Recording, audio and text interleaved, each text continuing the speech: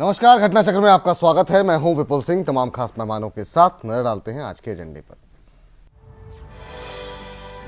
UP में चुनाव से पहले जबरदस्त सियासी घमासान। सपा में अखिलेश के विरोध के बाद कौमी एकता दल का समाजवादी में विलय होगा रद्द, तो बसपा में स्वामी प्रसाद मौर्य के बाद और विधायकों के पार्टी छोड़ने की अटकलें। और एनएसजी में सदस्यता नहीं मिलने के बाद भारत की जवाब देने की तैयारी। पेरिस क्लाइमेट समझौते को फिलहाल लागू नहीं करेगा भारत। दो खास मुद्दे। सबसे पहले बात करेंगे उत्तर प्रदेश की। जी हां, उत्तर प्रदेश में चुनाव नजदीक आ रहा है और उससे पहले तमाम सियासी उठापटक देखने को मिल रही है। खास तौर से सबसे ज्यादा घमासान मचा हुआ है समाजवादी पार्टी और बहुजन समाजवादी पार्टी में। आपको याद होगा कुछ दिन पहले किस तरीके से बलराम यादव को निकाला गया, कौमी एकता दल का विलय हुआ और उसके बाद दास संसदीय दल की बैठक हुई है और उसके बाद से कौमी एकता दल के साथ विलय को रद्द कर दिया गया। कहा यह गया बलराम यादव फिर से कैबिनेट में शामिल होंगे। क्या कुछ हो रहा है, इसका असर क्या कुछ होगा, बसपा में जो हो रहा है उसका चुनाव पे क्या असर होगा, इन तमाम पहलुओं पे हम बातचीत करेंगे। लेकिन उससे पहले जरा क्या कुछ कहा गया रामगोपाल यादव की तरफ से, वो आपको सुनाते हैं।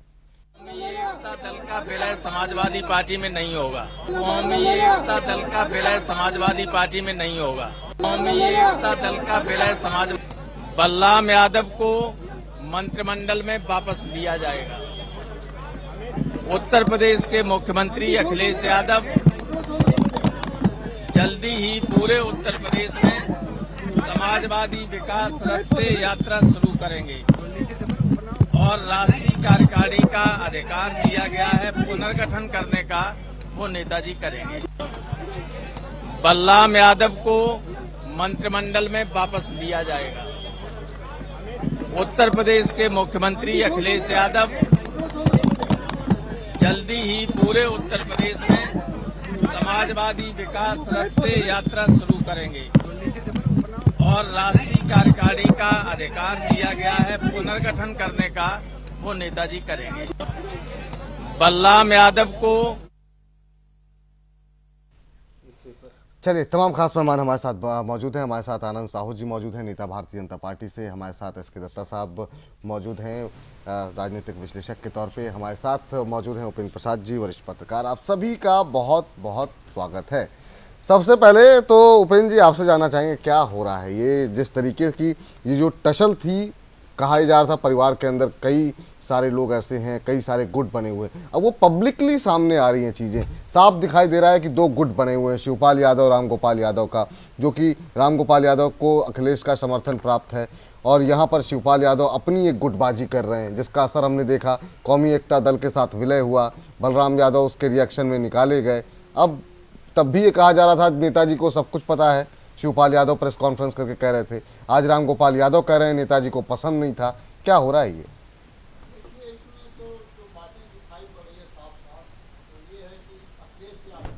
और शिवपाल यादव में टसल चल रहा है और ये टसल उसी समय से चल रहा है जब अखिलेश यादव मुख्यमंत्री बने थे, क्योंकि शिवपाल यादव नहीं चाहते थे कि मुख्यमंत्री बने। शायद वो खुद बनना चाहते हों, लेकिन वो बोलते थे कि नेताजी ही मुख्यमंत्री बने। रामगोपाल यादव चाहते थे कि ये मुख्यमंत्री बने अखिलेश यादव। अंत में अखिलेश यादव ही मुख्यमंत्री बने और उसी समय से सत्ता के अलग केंद्र थे। एक केंद्र मुलायम सिंह यादव थे, दूसरे शिवपाल यादव थे, तीसरे अखिलेश यादव खुद थे। तो ये जो केंद्र था उसमें टसल चल रहा था और हमें लगता है इस मामले में मुलायम सिंह यादव और अखिलेश यादव ये दोनों भी आमने सामने खड़े हो गए हैं।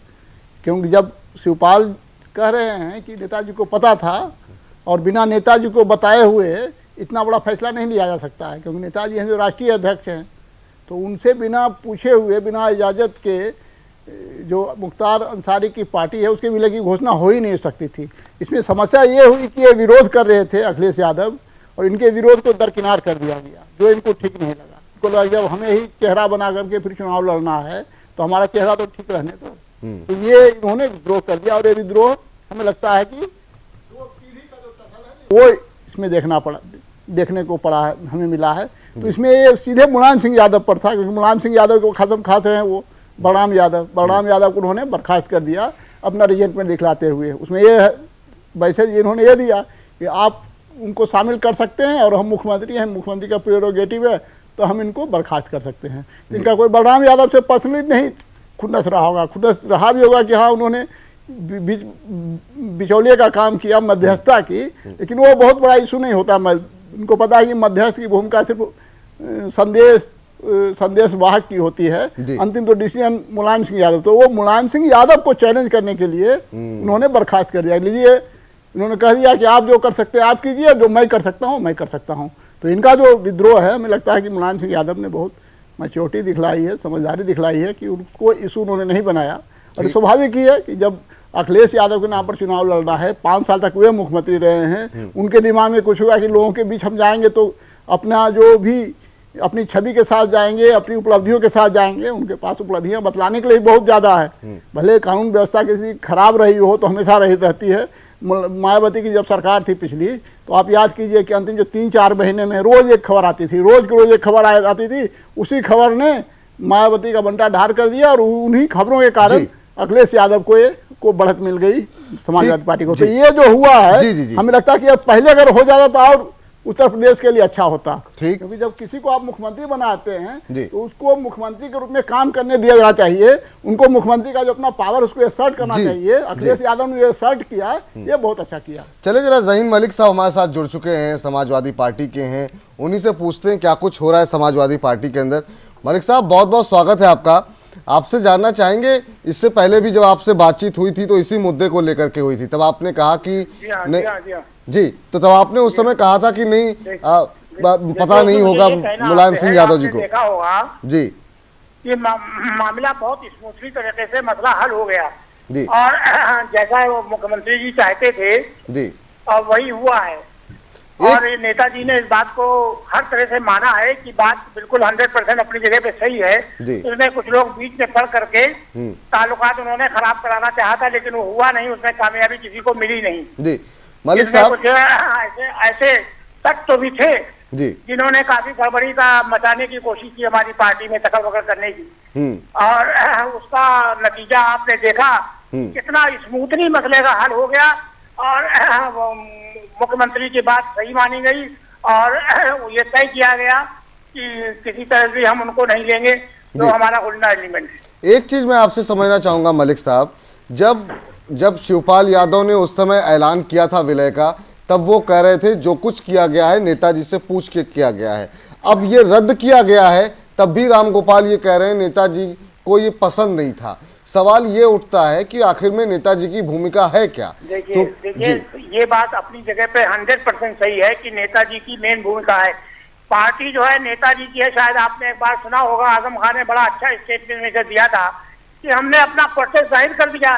नेताजी का मामला है, नेताजी की पार्टी है, नेताजी का सब कुछ मामला है, दूसरे का क्या इसमें अमल दखल है? ये आपको पता, समाजवादी पार्टी जो है नेताजी की और नेताजी की जद्दोजहद से तैयार हुई है और 3 बार हमने वहाँ रूल किया है, तो नेताजी की बात मानी जाएगी।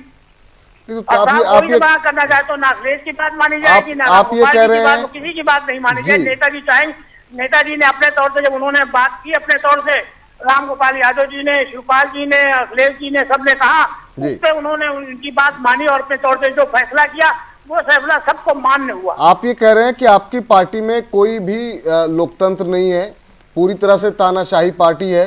इसमें क्या बात है साहब? नेताजी उसके अध्यक्ष, राष्ट्रीय अध्यक्ष है, लीडर है पार्टी के, लीडर की बात मानना पड़ेगा। हर कौन सी ऐसी पार्टी है जो नहीं मानती?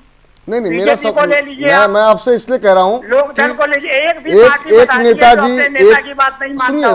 सुनिए, मेरा सवाल ये है कि 5 दिन पहले नेताजी को कौमी एकता दल अच्छा लगता है, उन्होंने शिवपाल यादव से कहा कि हाँ विलय कर लो। 5 दिन बाद उनको लगता है कि नहीं तो बहुत बड़ी गलती हो गई, रामगोपाल यादव कहते नहीं नेताजी ने मना कर दिया है। आप जैसे लोग उसको डिफेंड भी कर रहे हैं। आखिर में नेताजी की अपनी सोच क्या है जो उनके मन?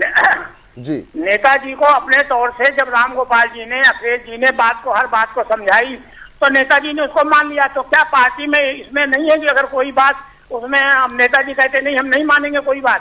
चलिए, नेताजी की बात मानी जाएगी नहीं, बताइए? मैं आपसे जानना चाहता हूँ। जो पार्टी का राष्ट्रीय अध्यक्ष है उसने अपनी बात रखी, इन लोगों ने अपनी बात रखी, तो अगर उन्होंने उनको बाद में सही लगा ये नहीं ये गलत है ये सही है तो मान लिया, तो इसमें नेताजी की क्या गलती है? आप बताइए। चले मलिक साहब, और भी कई सवाल है, मैं आपसे जानना चाहूंगा। छोटा सा कमर्शियल ब्रेक लेना पड़ रहा है। मैं चाहूंगा कि आप हमारे साथ फोन लाइन पे बने रहें और तमाम और भी मेहमान हैं वो भी शायद आपसे कुछ सवाल करें। छोटे से ब्रेक के बाद हम तुरंत लौट रहे हैं।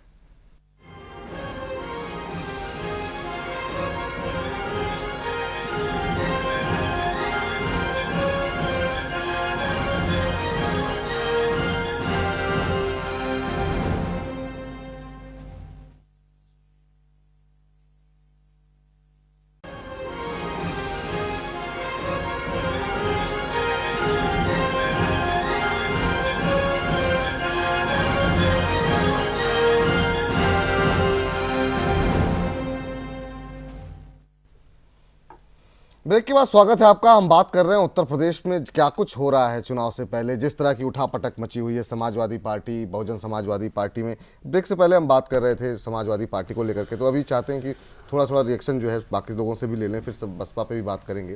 दत्ता साहब, आप कैसे देख रहे हैं ये, इसका असर आप क्या देख रहे हैं? अखिलेश यादव एक मैसेज देने में कामयाब रहे हैं कि वो गुंडागर्दी अपनी पार्टी के अंदर बर्दाश्त नहीं करेंगे, और तमाम लोग जो चाह रहे थे मुख्तार अंसारी की पार्टी को लाना, अखिलेश यादव ने अपने दम पे उन्हें किनारे कर दिया, तो एक हीरो वाली इमेज बनेगी, उसका असर होगा चुनाव में?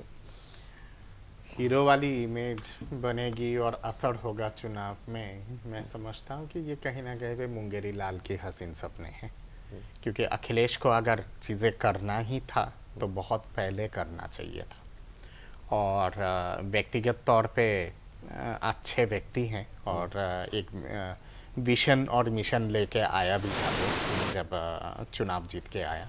2-3 बार मेरा मुलाकात भी हुआ था अखिलेश जी से, तो इसलिए मैं व्यक्तिगत तौर पे काफ़ी अप्रिशिएट करता हूँ उनकी सोच का।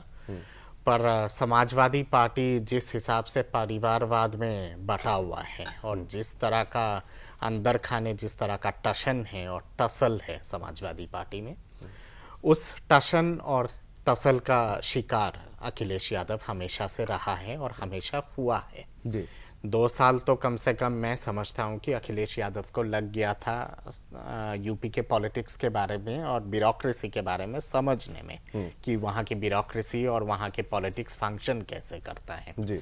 जब तक समझ आई तब तक इतने सारे अंदर खाने की टसल आ गया और इतने सारे परम्यूटेशन कॉम्बिनेशन आ गया, जिसके चलते जो भी कोशिश उन्होंने किया यूपी के परिपक्ष में या फिर समाज के परिपक्ष में, एक भी कोशिश उनका उस हिसाब से रंग नहीं ला पाया और ना ही कामयाब हो पाए। समाजवादी पार्टी का अगर अंदर खाने का अगर आप राजनीतिक चीज़ों को आप देखेंगे तो शिवपाल यादव का एक है, रामगोपाल यादव का एक अखाड़ा है, आजम खान का एक अखाड़ा है और 2-3 और माइनर इस तरह के फ्रैक्शन है। और उसी फ्रैक्शनलिज्म का सबसे बड़ा शिकार अगर हुआ है तो मैं समझता हूँ कि यूपी के मुख्यमंत्री हुए हैं। आज जो कुछ कर रहे हैं यूपी के मुख्यमंत्री, या फिर जो मैसेज देने की कोशिश भी अगर कर रहे हैं, अगर चाह भी रहे कि मैसेज दे, मैं समझता हूँ कि इतना देर हो चुका है वो मैसेज देने में, और गंडक और गंगा की पानी इतनी गंदी हो गई है वहाँ कि वो उसका मतलब भरपाई करना बहुत मुश्किल है। और जिस तरह से चुनावी साल में कोई भी लीडरशिप या फिर कोई भी लीडर अगर कुछ अच्छा भी चाल अगर चलता है या फिर कुछ अच्छा भी करने की कोशिश करता है, तो लोगों के दिमाग में या फिर जनता के दिमाग में ये रहता है कि अरे चुनाव आ गया नजदीक तो आप तो कोशिश करेगा ही, पर 4 साल तक जब कुछ कर नहीं पाए आप क्या करेंगे, और इसलिए दोबारा मौका देना उचित होगा या नहीं होगा, वो जनता के दिमाग में वो चीज बैठ जाता है। पर मैं मानता हूं कि ये केवल समाजवादी पार्टी ही इस चीज की शिकार नहीं है। सारे जितने सारे क्षेत्रीय दल हैं हमारे देश में, सारे क्षेत्रीय दल परिवारवाद के चलते इन सब चीजों का शिकार बनते हैं और बने हैं और आगे भी बनेंगे। बसपा के अंदर भी जो तमाम चीजें जिस हिसाब से हो रहा है, और हाल ही में जो बसपा का एक बहुत बड़ा स्तंभ निकल गया है बसपा से, और जिस तरह का गंभीर आरोप लगाया गया है बसपा के मुखिया के ऊपर, सब जानते थे कि वो सब आरोप कहीं ना कहीं पे सच है, पर वो बाहर निकलने के बाद जिस हिसाब से उन्होंने सार्वजनिक कर दिया तो कहीं ना कहीं पे वो मोहरा लग गया है उन सब चीजों पे। तो मैं समझता हूं कि यूपी का जो सबसे बड़ा दुर्दशा और जो सबसे बड़ा दुर्भाग्य है यूपी का, कि UP for the last 20 years vacillate किया है 2 क्षेत्रीय पार्टी के बीच में, बसपा या फिर सपा। और जब कोई भी ऐसे मायोपिक थिंकिंग के पार्टी जब इतने बड़े प्रदेश में जब राजनीतिक स्तंभ को संभालने के लिए आ जाते हैं या फिर उनको मौका जब बार बार दिया जाता है, तो उस प्रदेश का कभी उद्धार या फिर उत्थान नहीं हो सकता है। और यही यूपी का सबसे बड़ा दुर्भाग्य है। मैं समझता हूं कि यूपी का जो दुर्दशा है, उस दुर्दशा से अगर यूपी को बाहर निकलना है और सही में अगर गवर्नेंस अगर संतुलित हो, कानून प्रशासन अगर संतुलित करना है वहां, और डेवलपमेंट अगर सही दिशा में अगर करना है, तो राष्ट्रीय पार्टी का दबदबा होना वहां पे बहुत आवश्यक है। पर यह भी है कि राष्ट्रीय पार्टी में भी जिस तरह के लीडरशिप को लेकर टसल है, वो भी एक चिंता की विषय है। ठीक। पर जी। सपा पे जो कुछ चल रहा है मैं उससे हैरान नहीं हूं। आगे शायद इससे भी और ज्यादा घमासान सपा के देखने को अंदर मिलेगा। होने वाला है। आनंद जी, आप कैसे देख रहे हैं ये? पहले समाज, मैं आपकी पार्टी पे बात पे आऊंगा, लेकिन जो कुछ हो रहा है, आपको लग रहा है कि इसका फायदा किसको होगा? इसका फायदा कांग्रेस को होगा, बीएसपी को होगा, आपकी पार्टी को होगा? कैसे देख रहे हैं आप इसे? देखिए, आप सीधे तौर पर अगर तीन बात मैं कहना चाहूँगा। मुझे लगता है कि जिस प्रकार से अखिलेश यादव जी का जो काम रहा है अभी, उसमें सबसे बड़ा फेल्यूर का रीजन जो है, एक तो जातिवाद, भाई भतीजावाद, और चार मुख्यमंत्री जब डिसीजन लेंगे तो डिजास्टर होगा। अभी ये विकास यात्रा करने के बजाय पहले उनको यात्रा करना चाहिए था गुंडा माफिया और भ्रष्टाचार हटाओ यात्रा। क्योंकि अगर ये नहीं होगा तो आप देखिए, जहां भी देखिए हजारों केसेस एफआईआर हो गए, उनके शासन में इतना दबदबा होने के बाद एफआईआर हो रहा है, और कितने हजार एफआईआर नहीं हो रहे हैं आप अंदाजा नहीं लगा सकते। इतनी भयावह स्थिति हो गई है उत्तर प्रदेश में। मैं समझता हूं कि चाहे वो बसपा की सरकार आती हो, चाहे वो सपा की सरकार आती हो, कांग्रेस का तो मुक्ति हो चुका है। क्योंकि कांग्रेस ने जिस प्रकार से आजादी के बाद अपना परिवारवाद का विस्तार किया, और उसके आगे उनको कोई दिखाई नहीं देता था, और उनके चाटुकारों के आगे वो नतमस्तक होते रहे हैं, क्योंकि उनके लूप होल सारे वो चाटुकार जानते थे, और उनके आधार पर चलती रही, वही आधारशिला उनकी बनी रही। यहां मुझे एक चीज और कहना है कि जिस प्रकार से एजेंडा जो है विकास की जब आती है, तो ये सारे दल एक हो जाते हैं और डिरेल करते हैं, और जब वहां माफिया की बात आती है तो माफिया की विषय को भी हटाने। अब देखिए, मथुरा का विषय लीजिए, कैराना का विषय लीजिए, कितना भयावह स्थिति है। मुझे लगता है आज अगर वही शासन में अगर कहीं बीजेपी होती तो ये लोग निर्वस्त्र हो करके फोटो खिंचाते कि देखिए अब हमारी इज्जत लूट गई। लेकिन आज देश की हालत क्या है? उत्तर प्रदेश मींस आधा देश, और वो देश का हालत को खराब करने में, और दुनिया के नजरों में भी, और उत्तर प्रदेश के युवाओं का 87 लाख रजिस्टर्ड अनएम्प्लॉयमेंट है, ग्रेजुएटेड। सुन लीजिए मैं क्या कह रहा हूं, एक काम सपा सरकार गिना नहीं पा रही है, वो केवल मैं क्या कह रहा हूं विपुल जी, क्यों स्थिति गंभीर होते जा रही है। आप केंद्र सरकार के तरफ आप देखिए, एक के बाद इनिशिएटिव ले रहे हैं, लेकिन फाइनल डिसीजन राज्य सरकार को इंप्लीमेंटिंग में दिया गया है, पावर दिया गया है। तो यहां पर स्थिति ये हो गई, जिन जिन राज्यों में हमारी सरकार है, विपुल जी, मैं सीधे तौर पर ये कह सकता हूं कि अगर राज्य सरकार की मंशा सही हो तो मुझे लगता है विकास भी होगा, रोजगार भी मिलेगा, सब होगा, माफिया भी हटेंगे। मैं जरा बीएसपी पे जाने जा रहा हूं, उससे पहले एक छोटा सा रिएक्शन। आपने कहा कि चाहे सपा हो या बसपा हो, इन्होंने मतलब राज्य को खराब किया, बर्बाद किया। मेरा सवाल आपसे, मौका तो आपने दिया, आप इतनी बड़ी पार्टी थे, आपका इतना बड़ा जन समर्थन था वहां पर, लेकिन आपकी गलतियों, और आपने एक बार नहीं, दो बार नहीं, लगातार लोग आपको नकार रहे हैं, तो ये तो आपको स्वीकार करना होगा कि आपकी नीतियों को भी लोग पसंद नहीं कर रहे थे वहां पर। हमारी नीति, आपने गलत फैसले लिए, गलत नेता चुना वहां पर। देखिए समय पर सबसे बड़ी चीज होती है राजनीति में, मायावती को आपने मुख्यमंत्री बनाया। आप एक चीज बताइए, मायावती जब पहले शुरू में आई थी तो एक ऐसा लगता था कि वो एक आंदोलनकारी महिला है, समाज की समरसता के ऊपर काम कर रही है, ये ऐसा लगता था। लेकिन जैसे ही सत्ता में आई, देखिए हमारा विजन ये नहीं था कि वो सत्ता में आते ही अपना परिवारवाद विस्तार शुरू करते। हमारा ये था कि उत्तर प्रदेश का विकास हो, चुनाव ना हो, और एक चुने हुए जो शर्तों के आधार पर उनको दिया गया था। लेकिन जब भारतीय जनता पार्टी का टेन्यूर आना, वो मुकर गई। और यही मुझे लगता है, यहीं पर जनता को ये परीक्षा में देखना चाहिए था कि किस तरह से वो लोगों ने आपको रिजेक्ट किया। नहीं, हमें रिजेक्ट नहीं किया। देखिए हमारी एक के बाद एक विषय जो है आप डाइवर्ट कर रहे हैं, हमें रिजेक्ट नहीं किया। आप समझिए कि किस प्रकार से वहां पर जातीय ध्रुवीकरण हुआ, उसको आप मानिए। एक तरह मुलायम सिंह यादव जातिगत तरीके से यादवों का वोट और मुसलमानों का वोट को ध्रुवीकरण करने में कामयाब हो गए। हमारा वोट ऐसा नहीं रहा कि एकदम से कम हो गया, लेकिन उनका वोट ये दोनों समीकरण बन करके ज्यादा हो गया, जिसका नतीजा हमको सीट में कमी। चलिए जरा बात बीएसपी की भी कर लेते हैं। और बीएसपी में क्या कुछ मायावती ने की तरफ से आज कहा गया? आपको बता दें, स्वामी प्रसाद मौर्य के छोड़ने के बाद लगातार घमासान की स्थिति है। बीजेपी कह रहे हैं अभी और तमाम विधायक छोड़ करके जाएंगे, 15 विधायक तक छोड़ सकते हैं बीएसपी। क्या कुछ स्थिति है और किस तरीके से मायावती ने स्वामी प्रसाद मौर्य पे हमला बोला, वो बयान सुनिए जरा। पार्टी छोड़ी है, हमारे पार्टी कार्यालय में हमारे जो जोन के लोग हैं या पार्टी के जिम्मेवार लोग हैं, तो दिनों रात इतने टेलीफोन आ रहे हैं कि बहुत अच्छा हो गया कि गद्दार आदमी निकल गया, अपने आप ही चला गया, इसने समाज के लिए आज तक कुछ नहीं किया है। तो कहने का तात्पर्य यह है कि बीएसपी को छोड़कर जो भी जाता है वो अकेला जाता है, उसका समाज नहीं जाता है उसके साथ में, और कुछ समय के बाद फिर वो खुर्द बुर्द हो जाता है।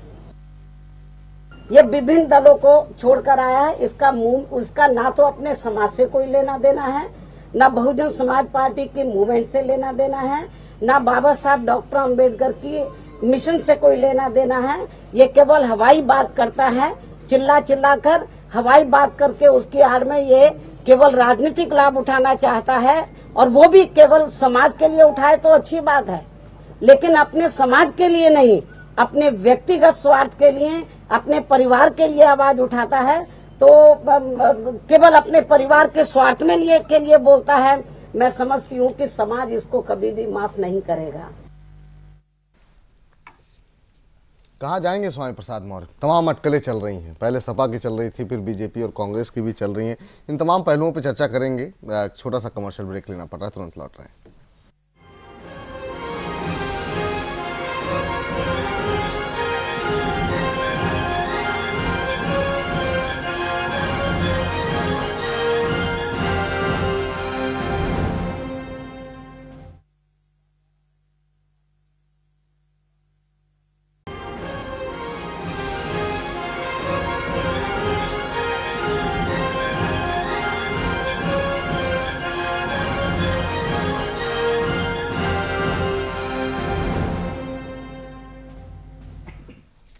ब्रेक के बाद स्वागत है आपका। ब्रेक के पहले हम बात कर रहे हैं किस तरीके से उत्तर प्रदेश में सियासी उठापटक है। समाजवादी पार्टी पे चर्चा करी, बीएसपी के बयान हमने आपको सुनाए। उपेंद्र जी, बीएसपी को लेकर के क्या आपकी टिप्पणी है, कैसे देख रहे हैं आप? और खास तौर से स्वामी प्रसाद मौर्य किधर जाते हुए दिखाई दे रहे हैं?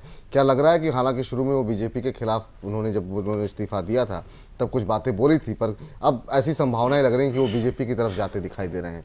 मायावती जितने अग्रेसिव तरीके से बोल रही हैं, वो कि गद्दार और तमाम भाषा का इस्तेमाल वो कर रही हैं, लेकिन उन्होंने ही उनको इतने लंबे समय तक नेता विपक्ष बनाए रखा। कैसे देख रहे हैं आप इसे? देखिए, मायावती ने उनको इसीलिए बनाए रखा क्योंकि उन्हें जो अपनी पार्टी के जो कमिटेड लोग थे उनको बाहर करना था। क्योंकि जब उनका आंदोलन चल रहा था कांशीराम का, तो बहुत सारे लोग थे मायावती के समकक्ष थे, तो उन लोगों ने निकालना शुरू कर दिया। और ये बाहर से थे, ये लोक दल में थे, लोक दल के बाद जनता दल में थे, जनता दल से इधर आए थे। तो अपने जो कमिटेड लोग हैं उनको बाहर करने के लिए उन्होंने इनका इस्तेमाल किया। और सही बात है कि ऐसे नेताओं को ये लोग आगे बढ़ाते हैं जिसे लगता है कि हमें कोई चुनौती नहीं मिलेगी, तो अपने हिसाब से जो स्पाइनलेस लीडर है उसको ये आगे बढ़ाते हैं। मायावती ने भी समझा होगा कि स्वामी प्रसाद मौर्य एक स्पाइनलेस आदमी है और उसको आगे बढ़ा करके उसके नाम के साथ मौर्य लगा हुआ है, पिछड़े वर्ग के हैं, एक खास जाति विशेष के हैं, तो उन जाति विशेष को और ओवरऑल पिछड़े वर्ग को अपने साथ रखने के लिए इसका सिर्फ सिंबल के रूप में इस्तेमाल करना। तो एक सिंबल के रूप में उन्होंने चुना था, लेकिन यहाँ जब सत्ता आती है तो स्पाइन उगाता है, रीढ़ उगाती है। इनके पास भी रीढ़ उगाई, और ये जो कह रहे हैं स्वामी प्रसाद वो गलत नहीं कर रहे हैं। सही बात है कि वो बात कर रहे हैं जो पहले ही से लोगों को पता था। अब आश्चर्य की बात है कि अभी उनको कैसे पता चला। उनको कहना चाहिए कि इतने दिन तक आप क्यों चुप थे। बिल्कुल। तो ये स्वामी प्रसाद मौर्य ने जो छोड़ा है वो भी हमें नहीं लगता कोई पवित्र कारणों के लिए छोड़ा है। वो जो मायावती आरोप लगा रही है कि स्वार्थ के कारण छोड़ा, हो सकता है उनका अपना स्वार्थ हो सकता है अपने बेटे बेटी को टिकट दिलवाने में विफल हो सकता है मायावती उसके लिए भी पैसे मांग रही हो, ये सब कारण हो सकता है। लेकिन स्वामी प्रसाद को छोड़ देने से जो नुकसान होना था मायावती को नुकसान हो गया। अब स्वामी प्रसाद कहाँ जाते हैं? बीजेपी में जाते हैं, समाजवादी पार्टी में जाते हैं, कांग्रेस में जाते हैं, या कोई अपनी अलग पार्टी बना के चुनाव लड़ते हैं, ये अलग मामला है। असली मामला है कि उन्होंने जो मैसेज दिया है वो पूरे उत्तर प्रदेश में चला गया कि मायावती है जो किसी पिछड़े वर्ग के नेता को टॉलरेट नहीं कर सकती। तो पिछड़े वर्ग के बीच उनका जनाधार लगातार कम हो रहा था, प्रत्येक चुनाव के बाद इनका जनाधार कम होता जा रहा था। पिछले चुनाव में भी, लोकसभा चुनाव में पिछड़े वर्गों ने लगभग इनको पूरा छोड़ दिया। इनको जो वोट आया 20 से 21% वो दलित वोट है, या कुछ जो कैंडिडेट जो इन्होंने खड़े कर दिए थे, बहुत मुस्लिम कैंडिडेट खड़े किए थे, बहुत ब्राह्मण कैंडिडेट खड़े किए थे, तो मुस्लिम वोट होगा, दलित वोट होगा, और छिटपुट जो कैंडिडेट्स होंगे उनकी जातियों के वोट होंगे। पिछड़ा वर्ग का जो छोड़ रहा था, तो वो स्वामी प्रसाद को छोड़ देने के बाद हमें लगता है कि ये डिजर्शन जो है पिछड़े वर्ग का इनकी पार्टी के साथ वो कंप्लीट हो गया था। इसलिए इनके लिए बौखलाना बहुत जरूरी हो गया था। तो ये बौखला रही है एक तरह से कि इनको लग रहा है कि जो सच अगर कोई बात बोल दे तो छटपटाहट होती है, वही छटपटाहट इनकी है। इसी छटपटाहट में ये ऐसे ऐसे शब्दों का इस्तेमाल कर रही है जो इनको नहीं करना चाहिए। ठीक, उन्होंने भी, स्वामी प्रसाद ने जो कहा वो उन पर ये आरोप लगाया जो दूसरे लोग लगा रहे हैं, ये गद्दार कहना, तो उन्होंने भी कह दिया कि गद्दार तो आप हैं, आपने मिशन के साथ, बाबा साहब के मिशन के साथ गद्दारी की। तो ये दोनों का है जो अपने अपने स्वार्थ की लड़ाई लड़ रहे हैं। और बाकी स्वामी प्रसाद, हमें लगता है कि वो आज अखिलेश यादव ने भी फिर उनको उनकी तरफ दोस्ती का हाथ बढ़ाया है। एक बार उन्होंने कह दिया था कि ये गुंडों की पार्टी है समाजवादी पार्टी, तो शिवपाल यादव ने कहा कि इनको अपनी औकात से ज्यादा मिल गया था, इसलिए बौखला गए हैं, इनके पास कुछ है नहीं। लेकिन आज अखिलेश यादव ने कहा है कि ये बहुत अच्छे नेता हैं, क्योंकि ये नेताजी के साथ इन्होंने राजनीति शुरू की थी, इसलिए मैं इनको बहुत अच्छा नेता मानता हूं। लेकिन ये गलत दल में थे और हमें डर है कि कहीं फिर कोई गलत दल में नहीं चला जाए। तो अगर ये चाहे स्वामी प्रसाद मौर्य, तो समाजवादी पार्टी का जो दरवाजा अभी भी खुला हुआ है, क्योंकि मुख्तार अंसारी को बाहर कर दिया गया है, तो फिर इसको बहाना लगाकर फिर बोलेंगे कि ठीक है इसमें तो लोग गड़बड़ लोग हैं, लेकिन अखिलेश यादव बहुत अच्छे आदमी है, तो हम जा सकते हैं, समाजवादी पार्टी में जा सकते हैं, बीजेपी में भी जा सकते हैं। हो सकता है अगर बीजेपी इनको लेने के लिए तैयार हो तो बीजेपी में भी जाने से इनको कोई गुरेज नहीं होगा। चलिए ठीक, मैं आपसे जानना चाहूंगा, मैं आ रहा हूँ आनंद जी, आपसे मेरा ये समझना चाहता हूँ, अब तक ये एक ट्रेंड देखा गया है कि बीएसपी से जब कोई नेता निकलता है तो उसका बड़ा वोट बैंक लेके नहीं निकल पाता है। बीएसपी का अपना वोट बैंक है, जिसका जिक्र वो कर रही थी कि कोई जाता है पार्टी से तो अकेला जाता है। आपको लगता है कि स्वामी प्रसाद मौर्य के जाने से कोई असर पड़ेगा या नहीं पड़ेगा? उनका अपना कोई वोट बैंक है या नहीं, जिसका जिक्र उपेंद्र जी कर रहे थे कि नहीं वो नुकसान कर दिया उन्होंने बीएसपी को? आपकी राय संक्षिप्त। विपुल, मैं समझता हूं कि बसपा के सुप्रीमो अगर ये बात लोकसभा चुनाव से पहले कहती तो शायद थोड़ा बहुत उचित भी लगता, पर लोकसभा चुनाव में जिस तरह का दुर्दशा हुआ है बसपा का, और उसके बाद ये इतने ऊंचा होके ये सब बातें बोलना, मैं समझता हूँ कि वो थोड़ा सा पॉलिटिकल इमेच्योरिटी दर्शाता है और थोड़ा सा पॉलिटिकल इमेच्योरिटी दिखाती है। मुझे तो सारी बातें सुन के मुझे एक हिंदी का मुहावरा याद आया था, खिसियानी बिल्ली खंबा नोचे। तो वही चीज दिखाई दिया है बॉडी लैंग्वेज में भी और बातों में और बातों के शब्दों में भी। ऐसा ना हो कि कल को मायावती खुद ही अकेले पड़ जाए और फिर उनको ये सोचना पड़े कि दो, बांग्ला में एक कहावत है ना कि जोदी तो डाक शुने क्यों ना आशे तबे एकला चलोगे, तो वो शायद एकला चलने का भी एक सिचुएशन बन सकता है बसपा में।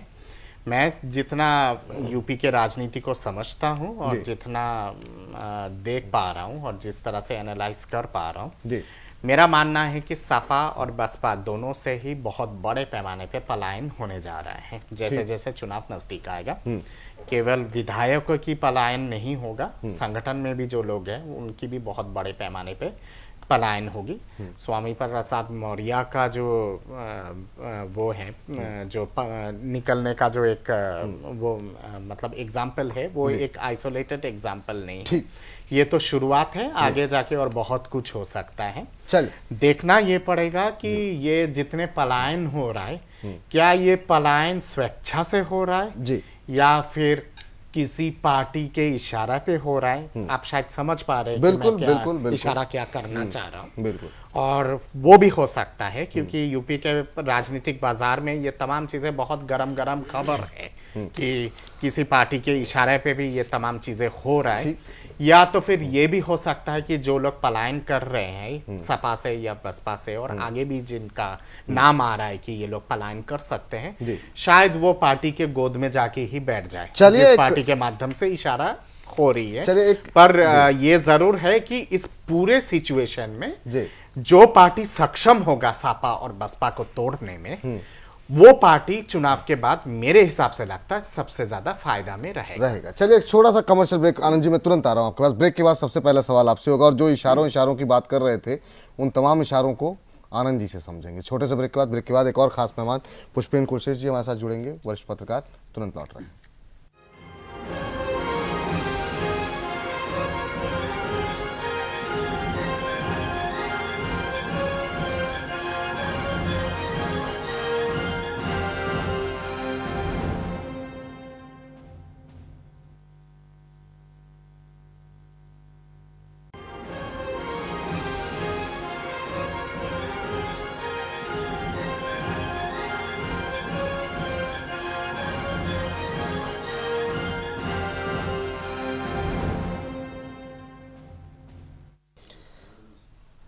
घटनाचक्र ब्रेक के बाद आपका स्वागत है। दूसरे विषय पर भी जाना है, लेकिन मैं छोटी छोटी टिप्पणी लेना चाहूंगा। आनंद जी बहुत छोटी टिप्पणी आपसे लेना चाहेंगे। तमाम लोग आपकी पार्टी के अंदर कहा जा रहा है कि अब जो है मौर्य साहब भी आपकी पार्टी में जा रहे हैं, उसमें कुछ आप खंडन या स्वीकृति करेंगे उसकी, और क्या स्ट्रेटजी आपकी? बहुत छोटी टिप्पणी, आखिरी टिप्पणी। देखिए मौर्य साहब कहाँ जाएंगे वो अभी बड़ा सवाल नहीं है। बड़ा सवाल ये है कि अभी 4-5 साल से लेके 10-15 साल के अंदर जिन जिन नेताओं के साथ अत्याचार, अन्याय, शोषण, हर प्रकार से उनके राजनीतिक शोषण कहिए, आर्थिक शोषण कहिए, उनके सामाजिक शोषण जो हुआ है, वो कहीं ना कहीं वो लोग चाहते हैं कि उससे मुक्ति मिले।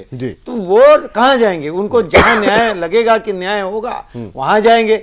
और निश्चित रूप से उत्तर प्रदेश में जिस प्रकार की हालत बनी है, वो लग रहा है कि बहुत सारे समाजवादी पार्टी नेता भी टूटेंगे और बीएसपी के भी लोग टूटेंगे। कांग्रेस तो ऑलरेडी समाप्त है।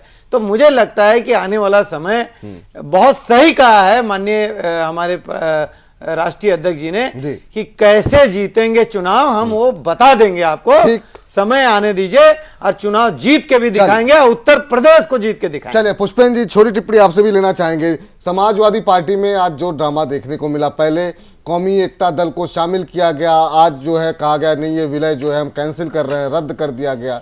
बलराम यादव को पहले निकाला गया, रो रहे थे, अब वापस कैबिनेट मंत्री बनाया जाएगा।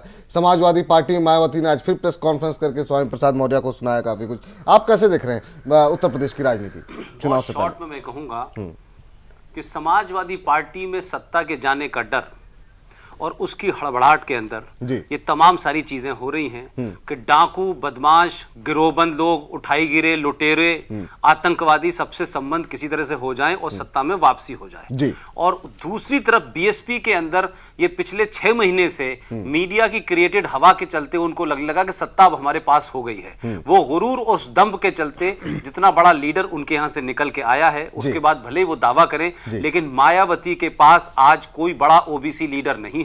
ये पार्टी सिर्फ अपनी कास्ट जो उनकी अपनी है टाटा उसके चलते चलेगी। तो कुलदीप जी हमारे साथ जुड़े हैं। पुष्पेंद्र जी मैं चाह रहा हूं एक छोटा सा रिएक्शन कुलदीप जी से ले लें, बीएसपी से ही है, आपने चूंकि बीएसपी की बात की है, एक छोटा सा रिएक्शन कुलदीप जी से लेते हैं। कुलदीप जी क्या हो रहा है बीएसपी के अंदर? आप एक व्यक्ति को नेता प्रतिपक्ष का विपक्ष का नेता बनाते हैं, आप उसी की पार्टी, उसी को आपकी पार्टी गद्दार बोल रही है, खुद मायावती उनको तमाम गालियां दे रही है। क्या है आपकी पार्टी में क्या हो रहा है? कुलदीप जी सुन पा रहे हैं आप? कुलदीप जी आपको आवाज मिल रही है मेरी? चल लगता है संपर्क हमारा टूट गया। पुष्पेंद्र जी अपनी बात आपको नहीं, बस मैं बहुत शॉर्ट में आपने कहा है तो मुझे लगता है कि उत्तर प्रदेश की राजनीति पे सपा की जो स्थिति है उसकी हड़बड़ाहट है। जो करीब 200 दंगे हुए हैं इनके 5 साल के कार्यकाल के अंदर, तमाम समाजवादी दंगे कहलाते हैं। मथुरा की स्थिति ने यह पोल खोल दी कि किस तरीके से प्रदेश को दंगों की आग में झोंकने के लिए यह पूरा षड्यंत्र रचा गया था, जहां हथियारों की फैक्ट्री थी, तमाम बड़े बड़े उसमें क्रिमिनल मौजूद थे। और बसपा की समस्या यह हुई है कि बसपा को यह लगा कि मुसलमान या तो समाजवादी पार्टी पे जाएंगे और अगर वहां से रूठेंगे तो मेरे पास आएंगे। तो उनको सत्ता के आने के नशे में उन्होंने ऐसा किया कि तमाम ओबीसी लीडरों की न सिर्फ उन्होंने बेइज्जती की, बल्कि बहुत बड़े कद्दावर नेता स्वामी प्रसाद मौर्य को जिस तरीके से वो निकल के आने के बाद उन्होंने वो भाषा इस्तेमाल की है, मायावती भी सत्ता नजदीक आते देख उसमें भी बौखलाहट है। मुझे लगता है कि जो उनका सपना था कि सत्ता उनके पास चल के आएगी, वो स्थिति अब नहीं है। इसीलिए एक नहीं, इस नाव से कई लोग जो है सपा बसपा से कूदेंगे। वो कहां जाएंगे ये तय नहीं है, लेकिन कूदेंगे जरूर। चलिए कुलदीप जी हमारे साथ दोबारा जुड़ चुके हैं। कुलदीप जी सुन पा रहे हैं आप मुझे? हाँ जी, बिल्कुल सुन रहा हूँ जी। कुलदीप जी, मेरा सवाल आपसे, पार्टी में हो क्या रहा है? एक व्यक्ति को आप नेता विपक्ष बनाते हैं, उसके बाद उसको बोलते हैं गद्दार है, वो तब उसने परिवारवाद की राजनीति कर रहे हैं। तमाम जो आरोप प्रत्यारोप हो रहा है स्वामी प्रसाद मौर्य को लेकर के, इतनी छीछा लेकर करने की क्या आवश्यकता है? नहीं, लेकिन स्वामी प्रसाद मौर्य का इतना बड़ा कद नहीं था, बहन जी के आशीर्वाद से ही सब कुछ उनको मिला जी। और हमें लगता है उनको जरूरत से ज्यादा उनकी जो स्ट्रेंथ होनी थी उससे ज्यादा मिल चुका है, इसलिए ऐसा हुआ। चलिए, उनकी महत्वाकांक्षा बहुत बढ़ गई लगता है, मुख्यमंत्री बनना चाहते हैं मुझे लगता है उत्तर प्रदेश की। एक आरोप और लग रहा है जो हमारे यहाँ मौजूद 2 वरिष्ठ पत्रकार हैं उनकी तरफ से लगाया गया। पुष्पेंद्र कुशेश जी हमारे साथ मौजूद हैं, उपेंद्र प्रसाद जी मौजूद हैं, उनकी तरफ से कहा गया कि एक एक करके आपके पास जो ओबीसी लोग थे, जो नेता थे, उनको किनारे कर रहे हैं, बाकी SC ST को छोड़कर के आप बाकी जो पिछड़ी जातियां हैं उन नेतृत्व को आप समाप्त कर रहे हैं। उसका बड़ा नुकसान हो रहा है, लोकसभा चुनाव में भी देखा और अब विधानसभा में भी होगा क्या इसका नुकसान आपको?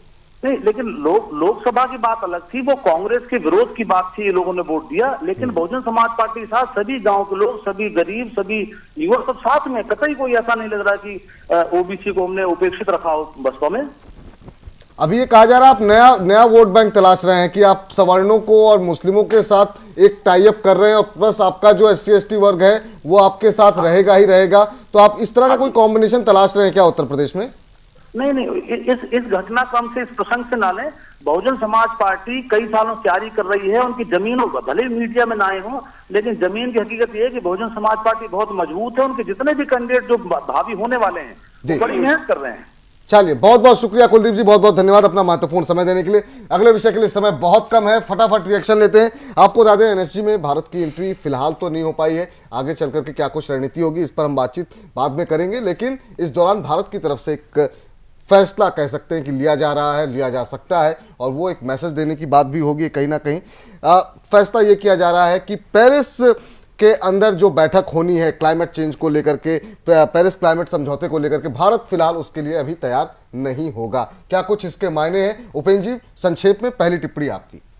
देखिए, एक प्रोटोकॉल है, उसी के तहत तो कन्वेंशन वगैरह होते रहते हैं जिसमें कि ग्रीन हाउस एमिशन है उसको रोकने की कोशिश की जाती है और उसके लिए विकासशील देशों खास करके भारत और चीन पर दबाव डाला जाता है कि आप बिजली का उत्पादन कोयले से मत कीजिए। मतलब कि बिजली का जो उत्पादन कोयला या गैस से आप करते हैं वो मत कीजिए, क्योंकि उससे कार्बन एमिशन होता है। तो उसको रोकने के लिए एक पेरिस में बैठक हुई थी, उसका जो रेटिफाई अभी तक भारत ने नहीं किया है। तो उसके जो सदस्य हैं क्योटो प्रोटोकॉल के, और उसके जो सदस्य हैं वो उसको जो रेटिफाई करेंगे तभी माना जाएगा कि इसने उसको मान लिया। तो भारत को उसको रेटिफाई करना है। तो भारत ने कहा कि हम कैसे रेटिफाई कर सकते हैं, हम NSG में अगर शामिल नहीं हो पा रहे हैं तो उसको रेटिफाई करना मुश्किल है।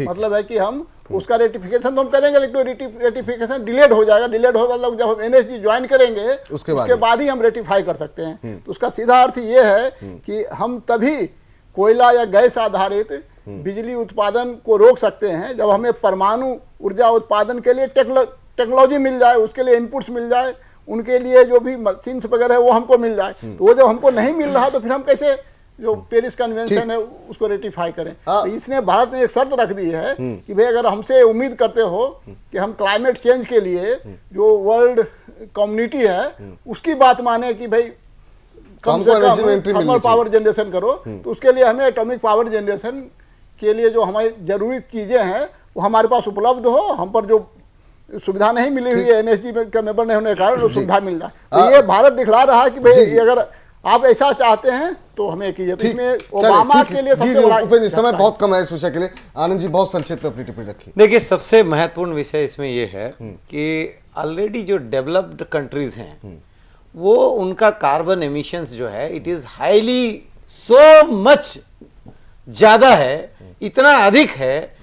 कहने का मतलब यह है कि आज जो लोग डेवलप कर गए हैं वो कह रहे हैं कि आप कार्बन उत्सर्जन मत करिए। अरे तुम जो ऑलरेडी डेवलप कंट्री इतना अभी भी कर रहे हो उसको आप बंद नहीं कर रहे हो, और दूसरी ओर हम जो टेक्नोलॉजी के लिए एक ग्रुप में शामिल होना चाह रहे थे उसमें भी आप अड़ंगा डाल रहे हो, और दूसरी ओर हमारा जो डेवलपमेंटल इश्यूज हैं उसमें आप सीधे तौर पर एक तरह से दखल अंदाजी कर रहे हो कार्बन इमिशंस को कम करने के नाम पर। तो मुझे ये लग रहा है कि भारत की नीति साफ है कि दुनिया भर के देश जो डेवलप कर गए हैं, पहले वो जो कार्बन एमिशन ज्यादा कर रहे हैं या तो वो हमें पैसा दे, ये एक बड़ा शर्त है कि पैसा आप दीजिए ताकि हम जैसे सूर्य पुत्र राष्ट्रों का जो एक समूह बनाया जा रहा है, वो प्राइम मिनिस्टर नरेंद्र मोदी जी जिस प्रकार से सोलर एनर्जी को बढ़ाने के लिए दुनिया भर के राष्ट्रों को एक समूह बना करके उसको डेवलप करने की बात कर रहे हैं, तो यहां पर चाइना को किसी न किसी तरह से कॉर्नर करने की बड़ी आवश्यकता है। ठीक, वो यहां पर दिख रहा है। दत्ता साहब, आपसे समझना चाहेंगे, बहुत लंबे समय से इंटरनेशनली भारत के ऊपर एक प्रेशर रहा है कि आप कार्बन उत्सर्जन जो है वो कम करें या लिमिट में करें। अब भारत आपको लग रहा है कि इस मौके का इस्तेमाल डिप्लोमेटिकली कर रहा है कि एक तरफ आप हमें जो है न्यूक्लियर सप्लाई ठीक से नहीं दे रहे हैं, दूसरी तरफ आप चाहते हैं कि भारत जैसी डेवलपिंग इकोनॉमी जिसके लिए तमाम फैक्ट्रीज, तमाम बिजली, तमाम उत्पादन जरूरी है, उसके लिए आप चाहते हैं हम कार्बन उत्सर्जन ना करें। तो ये डिप्लोमेटिक जवाब है, ये एनएसजी में एंट्री नहीं तो हम आपकी बात ये नहीं मानेंगे। नहीं, ये कोई डिप्लोमेटिक जवाब नहीं होता है। एनएसजी में एंट्री नहीं है, एनएसजी में किस वजह से एंट्री नहीं हुई है उसका समीक्षा होना बहुत जरूरी है। मैं समझता हूँ कि इतने कम समय पे विस्तार से चीजें बता नहीं सकते हैं, उसके लिए एक घंटा की कार्यक्रम की समय चाहिए। क्या वजह है जिसके चलते एनएसजी में आपकी एंट्री नहीं हुई है, आपकी विदेश नीति कहां पे फेल हुई है, उसका समीक्षा करना बहुत इंपॉर्टेंट है और बहुत आवश्यक है। अभी ये जो भारत ने जो दत्ता साहब, ये तो कई वर्षों से चल रहा है। एक सेकंड, यहाँ पे भारत ने जो ये कदम उठाया है पेरिस कन्वेंशन में ना शामिल होने का, उसका अंतरराष्ट्रीय लेवल पे एक गलत मैसेज जाएगा। मैं समझता हूं कि भारत को शामिल होना चाहिए, तथ्यों के आधार पे और बुलंदी के साथ और मजबूती के साथ अपनी बात रखने की जरूरत है। पलायन करना कोई सलूशन नहीं है किसी भी कन्वेंशन से।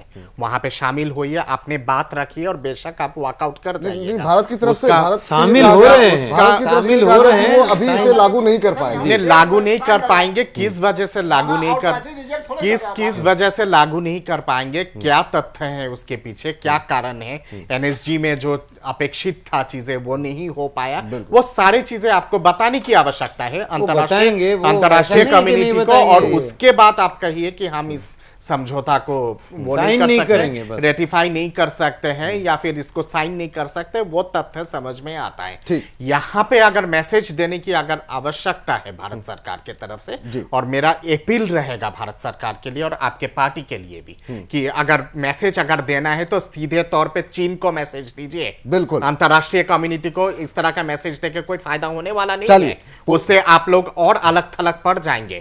जितने सारे देश आपके समर्थन में है, कल को वो आपके समर्थन में नहीं रहेंगे। मैसेज अगर देना है तो सीधे तौर पे चीन के लीडरशिप को मैसेज दीजिएगा, चीन को मैसेज दीजिएगा। यहाँ पे ठोस ऐसे कदम उठाइए कि चीन को समझ में आए। अलग से विषय रखेंगे इसमें। पुष्पेंद्र जी, मेरा सवाल आपसे भी वही है, क्या आपको लगता है कि भारत की तरफ से एक तरीके का ये जवाब दिया गया है कि एक तरफ आप हमें शामिल भी नहीं करते एनएसजी में, दूसरी तरफ आप हमसे चाहते हैं कि हम कोयले से भी बिजली उत्पादन ना करें। भारत जैसा देश जहां पर महत्वाकांक्षाएं बढ़ रही हैं, उद्योगों के उत्पादन बढ़ाने की आवश्यकता है, बिजली हर गांव में पहुंचाने के लिए हमें न्यूक्लियर एनर्जी की आवश्यकता है, ऐसे में आप हम पर यह दबाव नहीं डाल सकते हैं, या तो हमें शामिल कीजिए या फिर जैसे हम हैं वैसे रहने दीजिए। देखिए, डिप्लोमेसी में जिस तरह से हम लोग टेलीविजन पे डिबेट करते हैं और जिस तरीके से पिछले दिनों एनएसजी की मेंबरशिप को लेके हम लोगों ने डिबेट की है, ये डिबेट सियोल में रशिया में कोई नहीं देख रहा था कि हमारे यहाँ कुछ लोग इस बात का लोग आरोप लगा रहे हैं कि इस तरीके से हमने हैंडल किया और इस तरीके से हमने हाइप क्रिएट कर दी। ये तो हमारे देश का मामला है ना, हाइप क्रिएट कर दी है। लेकिन सबसे बड़ा सवाल यह है कि डिप्लोमेसी में जो कहा जाता है वो करा नहीं जाता, और जो करा जाता है उसको कहा नहीं जाता, और ये चीन से सीखना चाहिए।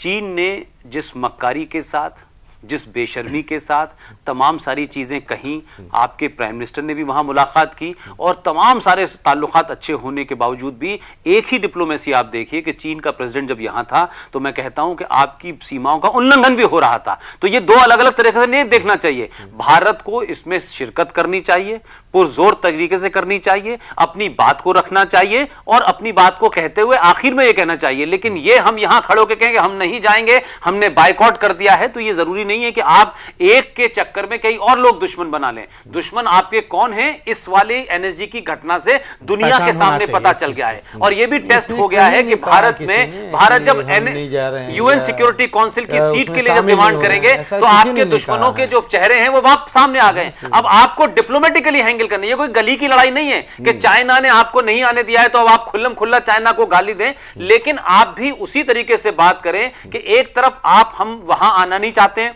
और आप हमें ले नहीं रहे हैं, हम तमाम कोशिश कर रहे हैं। और इसी ग्रुप में जिस तरीके की बातें हमारे लिए कही जा रही हैं कि एनपीटी पे साइन नहीं किए हैं, तो फ्रांस ने भी नहीं किए थे, तो फ्रांस के लिए वो लीवरेज क्यों था और हमारे लिए क्यों नहीं है? और अब हमसे अबाउट ये डाल रहे हैं, तो क्या भारत को अंधकार में डुबा दें? अगर कोयले से बिजली नहीं बनेगी भारत में तो आधे से ज्यादा भारत अंधकार में डूब जाए। आप चाहते क्या है? किसी एक देश को आप जो है कंगाल बनाना चाहते हैं। अगर बिजली नहीं होगी तो इस देश की डेवलपमेंट नहीं होगा, इंडस्ट्रियलाइजेशन नहीं होगा, तमाम सारी चीजें। लेकिन इसी बात को डिप्लोमेटिकली रखा जाए, भारत को शिरकत करनी चाहिए, पूरे तथ्य रखना चाहिए। लेकिन यह कहना कि यह नहीं किया इसलिए हम ये कर रहे हैं, उससे आपकी डिप्लोमेसी की बैंकरप्सी नजर आएगी। और मैं तो समझता हूं कि इस कन्वेंशन में चीन को एक्सपोज करना अंतरराष्ट्रीय लेवल पे बहुत बहुत शुक्रिया उपेंद्र जी आपका, पुष्पेंद्र जी आपका, दत्ता साहब आपका, आनंद जी आपका आज की चर्चा में जुड़ने के लिए। घटना चक्र को यही समेट रहे हैं, लेकिन आप देखते रहिए जैन टीवी। फिलहाल के लिए नमस्कार।